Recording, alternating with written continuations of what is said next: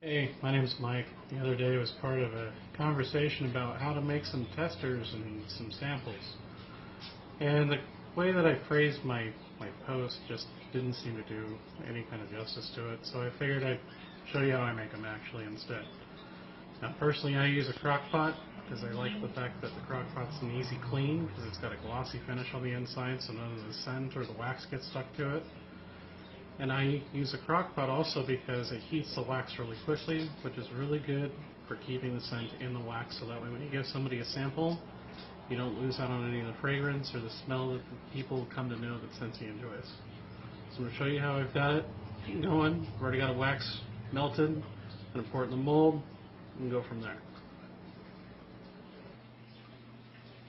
So I use different molds depending upon what we're doing. This mold has 90 different samples that I can make out of it. This one here, this one does 64. This is my preference just because of the fact that, well, they're a little bit bigger, makes it easier for people to go through and use them and actually get a sense of what Scentsy does. And while I'm melting the wax, I do use a bamboo skewer to move it around, make sure that it's heating evenly, so that way I don't end up causing any hot spots in the wax, which gets the flavor to go away quicker.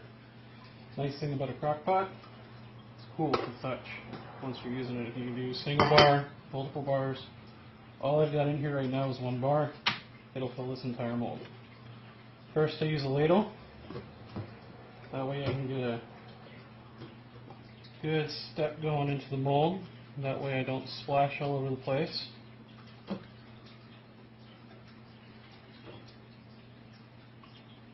Once I've got about half to 3/4 the wax out of the crock pot into the mold, then I'll go through and I'll pour directly from the crock pot, get everything else that's left in here out of it. Now if you're carefuler than I am right now, this will fill it just evenly to the top of the mold. You won't have any excess. Just use the ladle to smooth it out, make sure that you got this wax all over the entire mold. And that way you have a nice, clean looking sample once it's all done.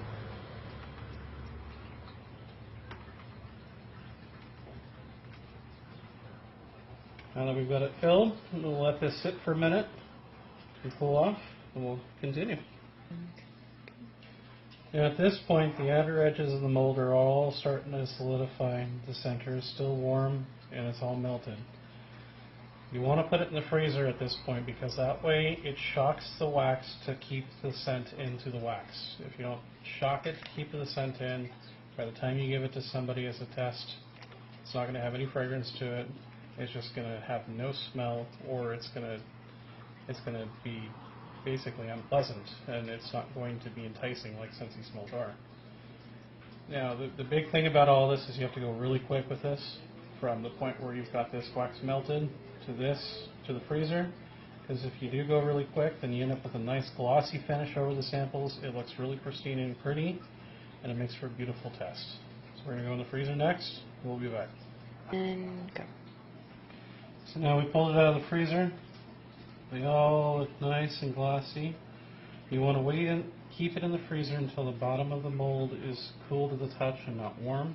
If it's still warm, put it back in the freezer, because what will happen is that the wax will get stuck in the mold.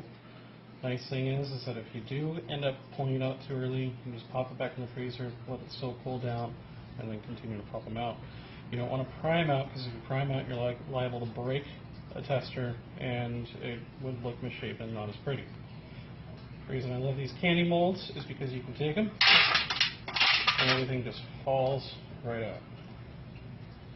Now once you've got that done, you can bag them up. I use little tiny bags. Buy them from Walmart. They're $1 a piece for 100 of them.